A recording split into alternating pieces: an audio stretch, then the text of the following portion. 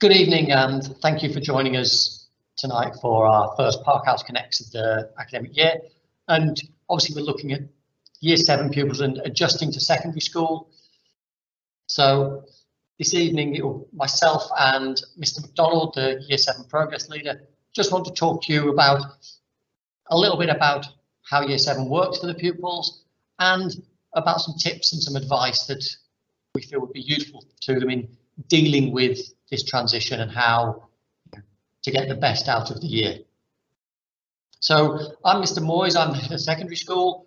I'm going to talk to you for 10 or so minutes about things that you can do and things that you need to be aware of that are going on in the secondary school in your son or daughter's time here. And then Mr. Macdonald, who's the Year 7 progress leader, he's going to talk to you for about 10 minutes regarding some advice on how to let the students get the best out of the year, things you can do to help them. So in Year 7, they don't have a class teacher, they have a form tutor, and that's the person they go to each morning to register. And so our Year 7 form tutors, we've got 7P, have got Miss Devine, 7H have got Mr. Boyle, 7E have got Mr. Mayhew, and 7S have got Miss Bradley. Now, often in the secondary school, the form tutor might not teach the students at all, they're just their point of contact in the morning. And I do know that Mr. Boyle teaches 7H and Miss Devine teaches 7P. I'm not sure if Mr. Mayhew has 7E or not, or Miss Bradley 7S, but they're their form tutor, that's where they go to in the morning, and they should be your first port of call. If you've got a question regarding something with your son or daughter, the form tutor is a good person to communicate with, and because they'll be the ones who see your son or daughter every day. The class teachers, they're probably only seeing them twice a week, whereas the form tutor will see them every day they're in for that registration period. So at 7:40, when your son or daughter arrives in school, these are the people that they go and see. Okay. Now, their main role, as well as registering the students, is to make sure they've got the information they need for the day and to look out for them and to check they're okay and keep an eye on them. And this part of the pastoral care, right, is a really important part of their job and everyone in the school's job. And making sure those children are safe and happy is very important to us. And those interactions in the morning with the form tutor form a really important part of that. So I know that we're now 3 or 4 weeks in, and your son or daughter will be starting to get to know their form tutor pretty well. They'll have been in 10 or 12 times and met them and starting to understand them a bit better. And that should be the first person that your son or daughter talks to if they've got questions about things. Okay, so the students know that that's the person they can go to if they've got an issue. Obviously, they can also go to Mr. Macdonald, who oversees Year 7, or they might go to Mr. Robson, the head of pupil progress, who oversees the pastoral care of all of the students in the secondary school, or they might come to me. Now, normally, that form tutor is the first point of contact, and then they will either deal with the issue or pass it on to Mr. Macdonald to say, I've got some questions here. Okay, so that's who your son or daughter and you need to be looking to get in contact with if you've got questions regarding how your son or daughter is progressing in school, or you've got concerns about how they're settling. Now, on the subject of settling, obviously we're still in the 50% mode in the AB rotation every other day. And as a parent of a Year 7 pupil, I would rather they were in every day. As a teacher, I'd rather they were in every day. Unfortunately, we're not in the position to have that at the moment, but we have to make sure we're following the rules set by the ministry. And so I know some people have been thinking, oh, can I move them into A group? They're in B group, they'd rather be in A group.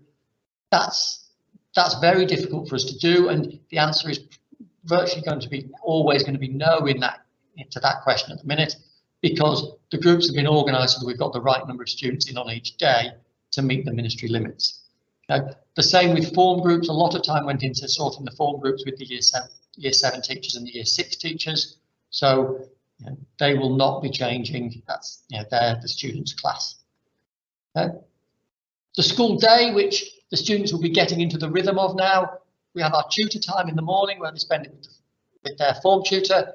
Then they'll have 3 lessons and a break. Now at the minute, because of the COVID regulations, during that break, they go back to their form room, and as a group, they're in their classroom and they have a snack and, and a chat and a catch up.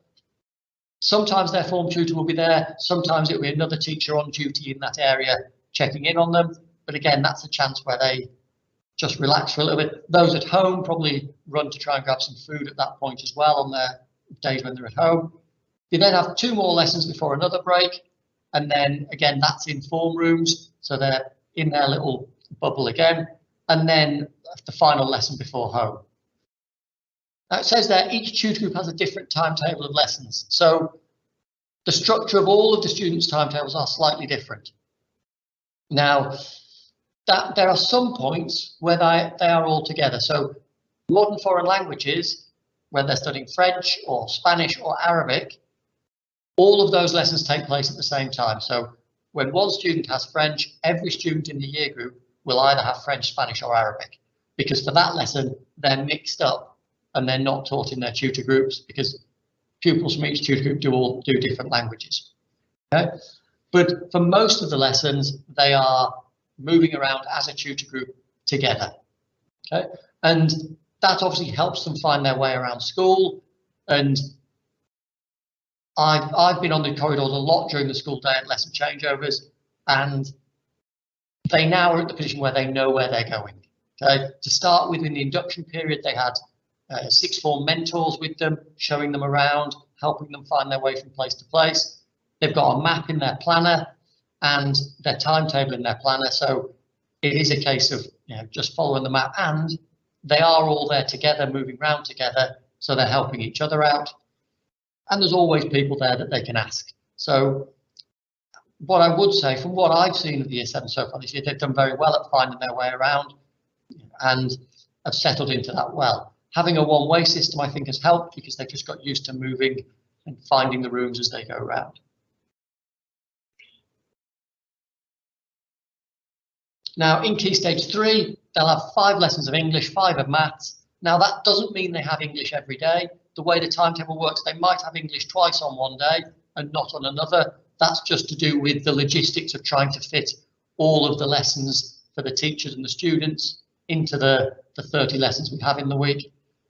Maths, obviously 5, science and languages 4, then we've got geography, history and Qatar history 2, as well as computing and PE. Now, one of the changes this year is that it's now compulsory from the Ministry of Education that anyone who holds an Arabic passport has to study Arabic. So if your son or daughter has a resident permit linked to their passport, which is from an Arab country, they have to do the Arabic language. Even if they studied French or Spanish in their previous school or in the primary school, they have to do the Arabic moving forward.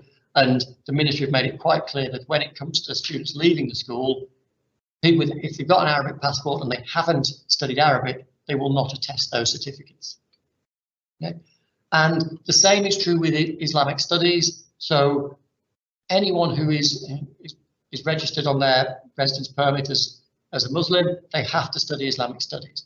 And so we have 2 blocks in Islamic studies, one which is taught in Arabic and one which is taught in English. Okay? So again, and at that point, obviously the students split. So some will do the Islamic studies, the non-Muslims will do personal, social and health education. And so there are certain periods in the week where students in the same class have different lessons. Okay? But that is something that is, I've had a few conversations with parents regarding Arabic and wanting to change to Spanish. It is not possible, and it is out of our control on that front. And I know that a lot of families they've covered the Arabic at home. They're happy with that. They want them to learn a 3rd language effectively. Unfortunately, we're not able to offer that.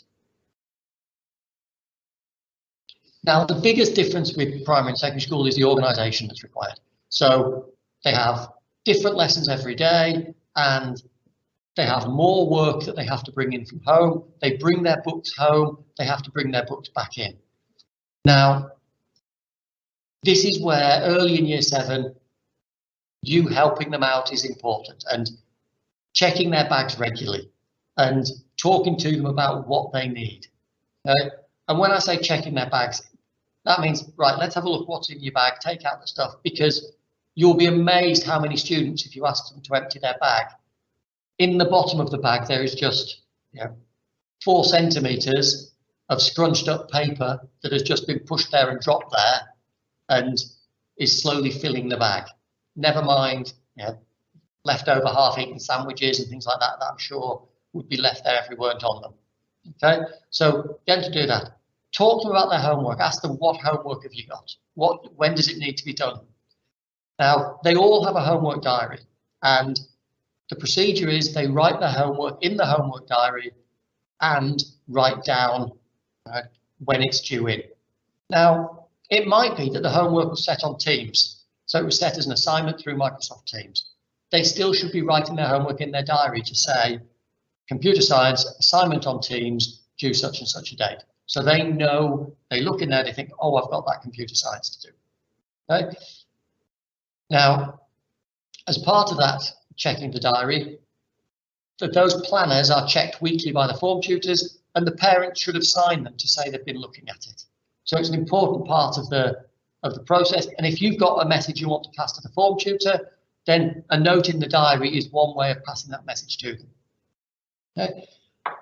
Another thing to try and help them get organised is to get them to pack their bag the night before. Now, and I'm saying to pack their bag, one of the things that year 7s often do is they just carry everything.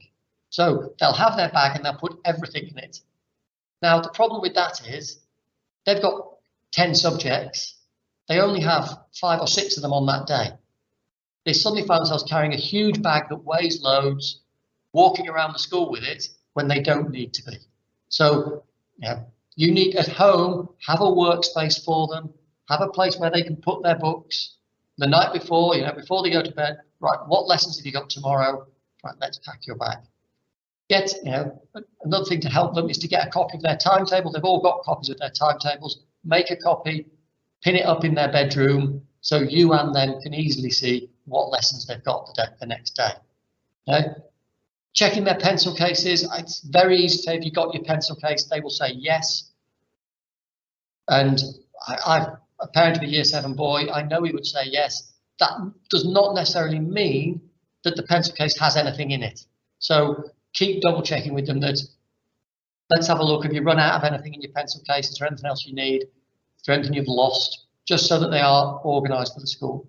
Also, just like in primary, the parent portal, that's where reports will go. And that's a place where you can just keep track of that sort of information on the reports and stuff coming home. Now, this organisation, it is an important part of moving to secondary school that the students learn these skills.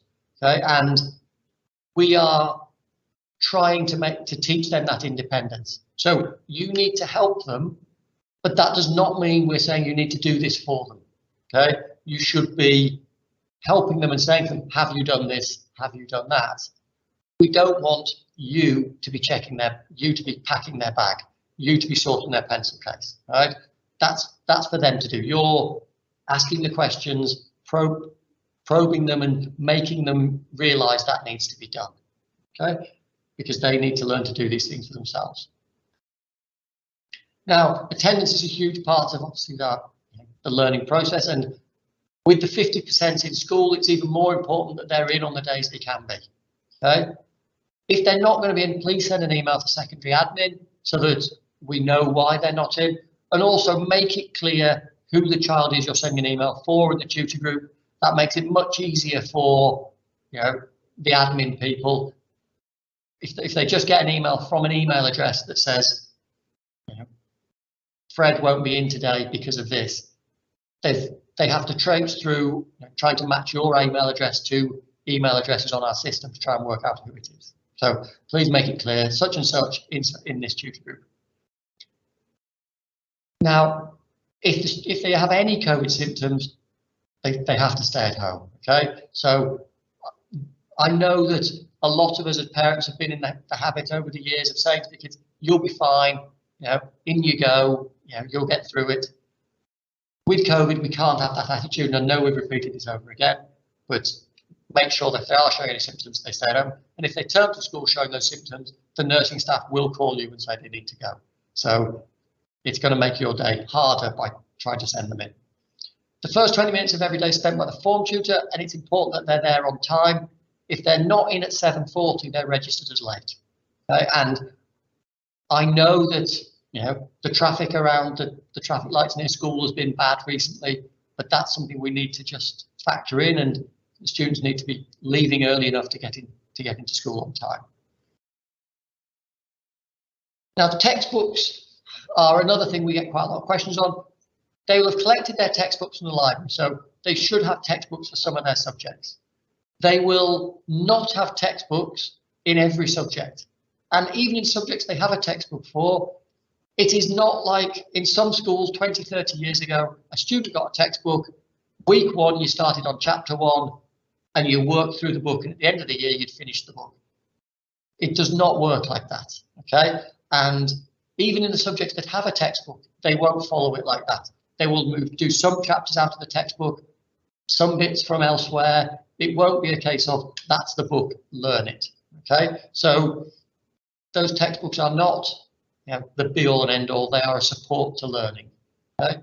Many subjects use a range of books, they'll have those in class, and they will scan and use online resources that they'll be putting on Teams, rather than have one book that the students use. Okay?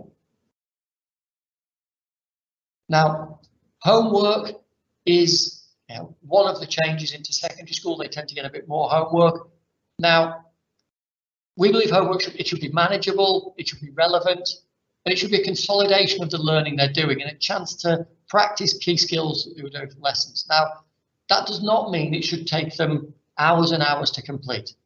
If students have done 6 hours of, 5 hours of lessons at school, by the time they've done an hour's homework in year 7, that's more than they're struggling to cope if they're trying to do any more than that. Now, so I said that it shouldn't be excessive, it shouldn't be for the sake of it. The teacher should not be setting homework to keep the students busy after school. Okay? It needs to have a purpose. Okay? And one of the challenges with homework is students work at different rates. So some students will have a piece of homework, it'll be 4 maths questions, and it might take them 10 or 15 minutes. Another student might find those questions more difficult. It might take them 35, 40 minutes to do. Okay? So trying to say how long homework should take each evening is difficult. One of the things that I would say is it should not be excessive and a short turnaround. So I know in maths, for example, in year 7, their homework has often been, we've been working through these questions in class, you need to make sure they're finished for tomorrow. So the students have got 4 or 5 questions to finish for tomorrow, which is going to be 10 or 15 minutes homework. They should not be being set, here's a big project to do, it's due in tomorrow. So, yes, they might get set a project by one subject, but they should be given a week, 3 or 4 days to get it done. And one of the challenges for the students is to manage that, right? And think about what ECAs do they have on, what extracurricular activities are they doing? So, my son does karate. That means Sunday night is not a good night for him doing homework, and he needs to be aware of that. And if he's got stuff due for the Monday, it needs to be done over the weekend and not left till Sunday. So having those discussions with your son and daughter about when have they got time in the week to do the homework around their other commitments, because it's important they carry on with those other commitments. I've mentioned about recording the homework and then being responsible for it. So it's, and that's, again, this is a big part of it. So if they have a test, for example, that won't be sent home to the parents to say they have a test, because one class might have the test one week, the nature of the timetable means it's a different week for another group. So the students are expected to write that in their planner, and they're expected to take responsibility for it. Okay? Now, in terms of what might happen, some of the students will struggle with this at first, and they might end up getting consequences, and we have a C1, a C2, a C3 process where a level of consequences, which I'll look at in a minute. It's important that you realise that That is part of the process. Okay, it's part of them learning to be independent and part of them having to take responsibility.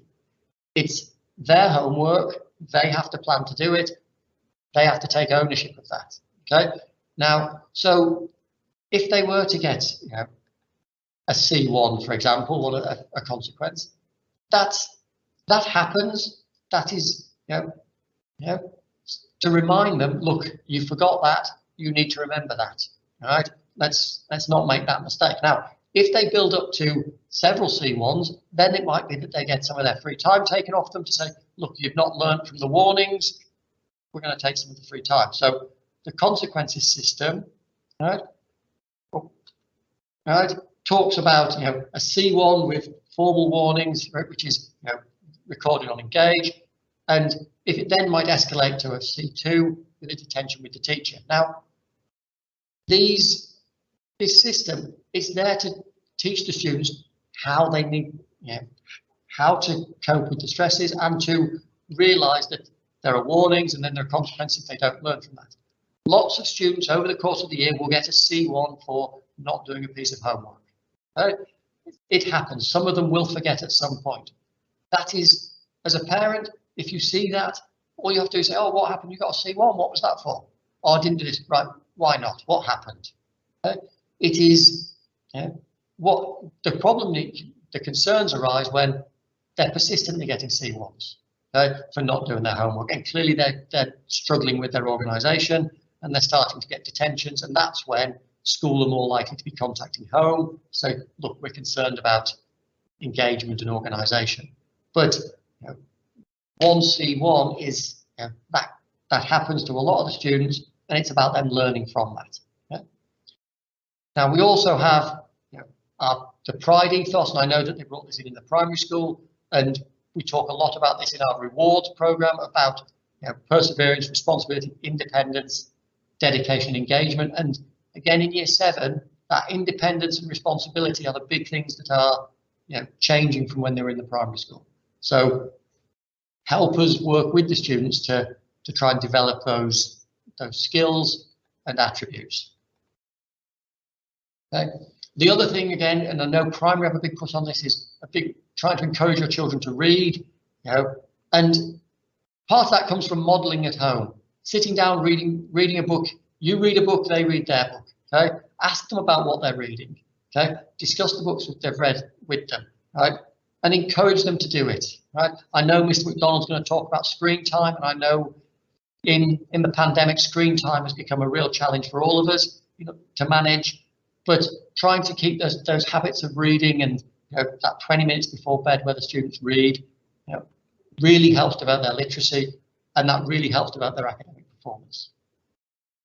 We have the accelerated reader program at school, and they'll be working through that in their English lessons, where they'll be having books to read, given to them to read in their private time, and then little quizzes on those books to check their understanding. So that's going on in the background as well as through the English lessons. Mobile phones, right? During the school day, if a teacher says to them, right, if you've got a phone to do this or that, you may use it. They should not be out in general use unless they're told to. However, they are really useful at pickup time, because what we want the students to do is to stay in the classroom, certainly at this time of year, stay in the cool until the driver or the parents message them to say, right, I'll be there in 1 minute, out you come. And that just stops them having to wait in the heat if you're stuck in the traffic. So they are useful for the students to have with them during the day, but they're not essential. Okay? So if you've decided your son or daughter, you don't want them to have a phone, that will not hinder them, okay? But it is useful for them. And as I said there, this phone is the student's responsibility. Just obviously to keep you in the picture of what's coming up, the last week of this half term, we have a Year 7 Parents' Evening. And that's a chance for you to speak to teachers, see how they're settling in. And it's, they will not, the teachers on that evening will not be able to give you huge in-depth detail of all the strengths and weaknesses your son or daughter has in every subject. Some of the subjects who see them once or twice a week will have only seen them 6 times. Okay? But it will give you a chance to find out how they're settling in. Have they got into the routines of the subject? Are they completing their homework? Are they remembering their equipment? Do they seem to have settled in well to the class? Have they been making positive contributions? And those things, okay? We have a second parents' evening in term 3, and then we have reports that go out through the year, okay? So that's obviously the next sort of year 7 event that's coming up, is that parents' evening, and that will be done online through Teams. We're hoping that the parents' evening in term 3 will be face-to-face, and our original aim for the year was to have 1 online and 1 face-to-face. Obviously, we need to see where we are in term 3 as to see if that's feasible, okay? So what I'd like to do now is I'd like to hand over to Mr. Macdonald, who is going to talk you through a little bit about things you can do to help your son or daughter.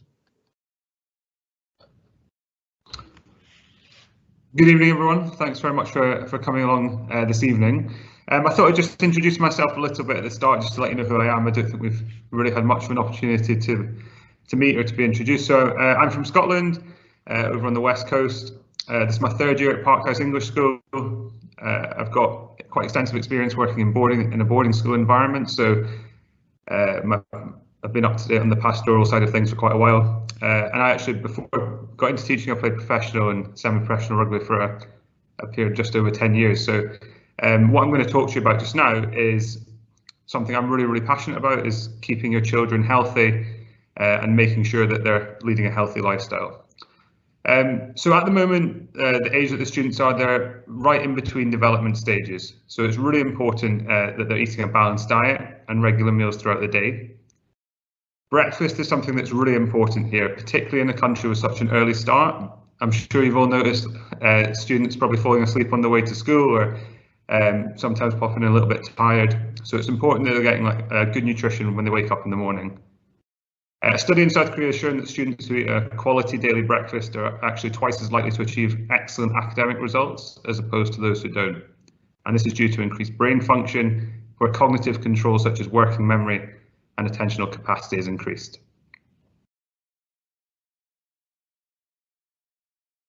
So I've just got a small graph here which shows the difference in actual food intake and recommended food intake. So as you can see on the graph on the right, the recommended food intake is the dark green colour, or the darker colour. So vegetables is obviously really important for a balanced diet, and I can see that there's only 2 portions compared to the recommended 5 or 6. The same with sort of dairy and meat and alternatives and fruit. So just trying to keep your children up to date with those is really important. And changing eating habits is a slow process, but it is really essential to get it right for development and for academic performance. Something that's really key here, and I have some slight concerns at times, is the amount of water that students drink. Some of our students come to school with maybe only 1 water bottle, or maybe a 400 or 500 ml water bottle, and at the moment, because we can't refill them due to ministry rules, they need to make sure they've got sufficient stores in their bag. So drinking plenty of water living in such a hot country means that students should be drinking water regularly throughout the day, and even just a 10% loss of fluid in the body can result in serious dehydration. And just on the right hand side here, there's a small picture of your weight and how much water you should be drinking throughout the day.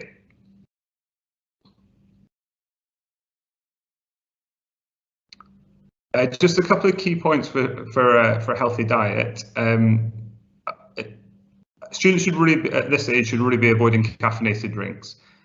Stanford University conducted a survey over the last 8 years, and there's been a 30% increase in people aged 10 to 15 consuming a high level of caffeine, which is over 100 milligrams per day.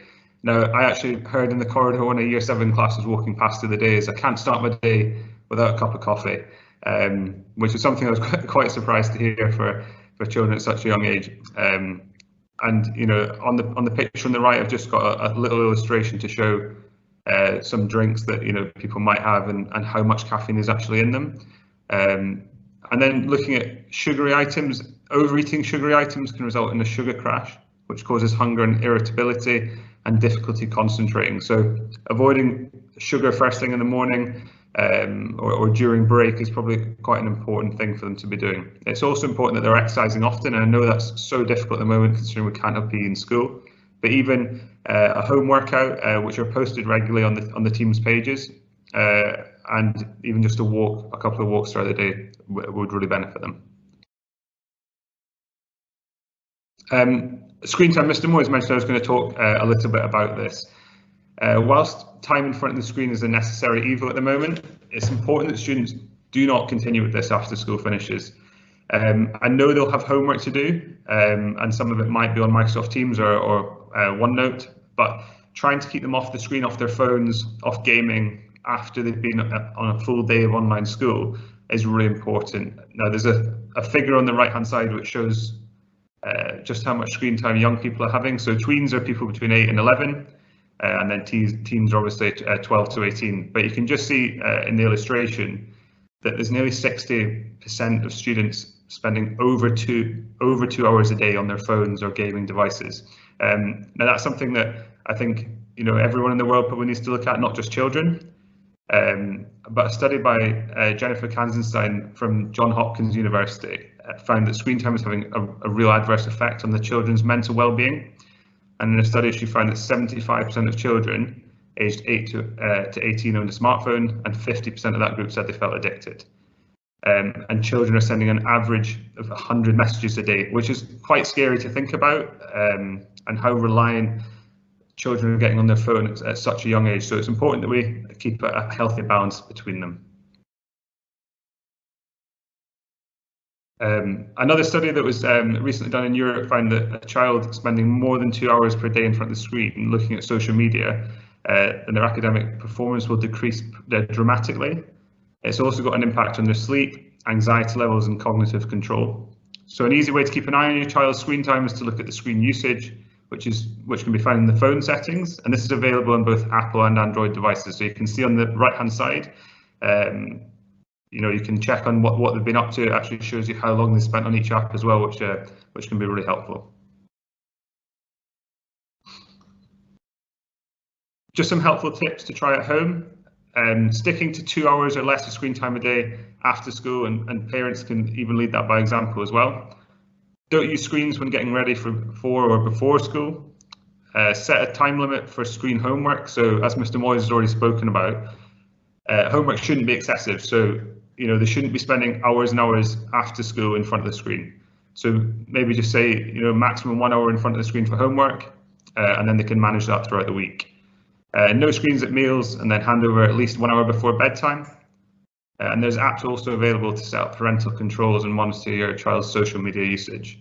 So it's important just to find a happy medium. Too much screen time, too little screen time can lead to higher levels of depression or fear of missing out. Something that I think is massively undervalued is the importance of sleep. So it might surprise you, but teens actually need 9.5 to 10 hours of sleep per night. And this is due to being in the second stage of cognitive development maturation, which I spoke about earlier. Additional sleep supports developing brain and physical growth spurts. And again, looking back at the Johns Hopkins University, say that parents need to take their teen sleep seriously. So on the graph on the right-hand side, you can see that students between 6 to 13 or 14 to 17, an ideal amount is between 8 to 10 hours or 9 to 11, just so they're continuing to get plenty of rest and recovery.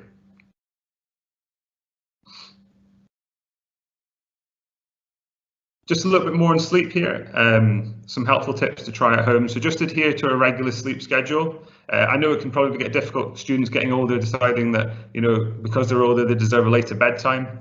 But making sure you're in charge at this age of what time they go to bed and what they're doing in the evening. So adhere to a regular sleep schedule. Start the day in sunshine, so have breakfast by the window or even on a balcony or the garden. Encourage connections between a good night's sleep and successful tasks. So ask your children if they've had a good night's sleep in the morning and then after school, how they felt throughout the day. See if they've done well in class, and that can really help them. Tie sleep into privileges, so making sure that if they're going to bed every night at the right time, getting good sleep in, getting a little bit later at the weekend. Help teens rethink their schedules. So as Mr. Moyes has already spoken about, make sure that their homework's being valued and how long they do it, if they've got activities or anything like that. Ban tech from their bedroom. So handing over phones at night time is a really good thing to be doing. Be involved in your child's bedtime routine. So something that I think probably everyone has noticed in our children, and especially in school, is the effects of the pandemic on teen mental health. So this study has shown the percent of parents noticing new problems or worsening or existing problems in their children over the pandemic. And I think it's important that we all remain vigilant in school. It's something that we take very seriously, and we want to keep an eye on to make sure that this doesn't creep back up. You know, if students are coming in 100%, I know that there will be some anxiety to that. So making sure that we're having looked at things like anxiety, sleep issues, withdrawing from family or from friends is really important to keep an eye on. And the last sort of little couple of slides is managing stress. So 5 tips to help your teens cope with stress. Get plenty of sleep, as I've already sort of focused on a couple of slides ago. Focus on your strengths, so take time to think about what the students are good at and ways to do more of those things. Do things that make them happy, so find activities and hobbies that will make them happy. Engage in physical activity. It's amazing what a little workout or a walk can do for people's mental health. And then finally, which I think is probably the most important, is talking to someone. As Mr. Moyes mentioned, we've got 4 great form tutors in Year 7. They've already had a year's experience with last year's Year 7, so they know all about the changes and the problems that go through the Year 7 students. And there's also myself and the school nurse if anyone needs to speak to anyone.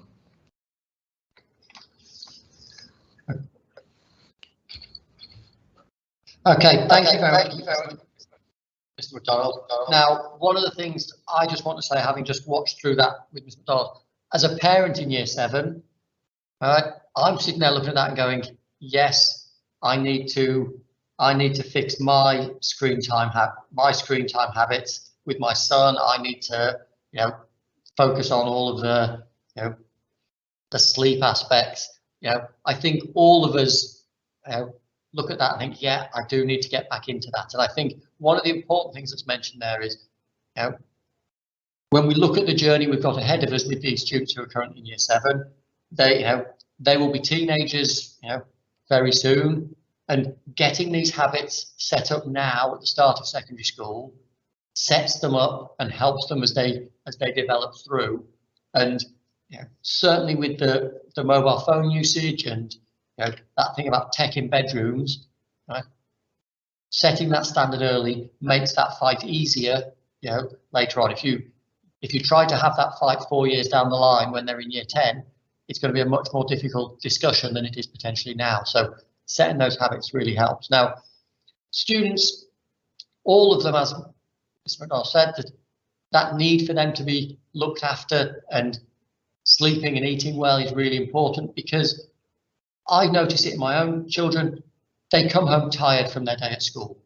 They're out of the habit of being in every day, and we do need to just make sure that they're rested and they're having consistent bedtimes. I think that's one of the things there with the sleep is, doesn't matter that it's you're in school tomorrow or you're not in school tomorrow. If you're working from home or you're in school, you have a consistent bedtime, and that'll help them just stay in those routines. Okay. So I think the main things we want you to take away is help them with the organisation, talk to them about what they're doing, talk to them about staying healthy and staying active. I think the activity levels of the children is really important. I think not being able to do any PE in school, they've been far less active than they would have been normally, and making sure that we keep on them about being active will help them as they develop through the school. Okay, so thank you very much for your time this evening, and obviously we're looking forward to seeing you all at Parents' Evening in 3 or 4 weeks from now, and we appreciate you giving your time in the evening to join us tonight. Thank you very much.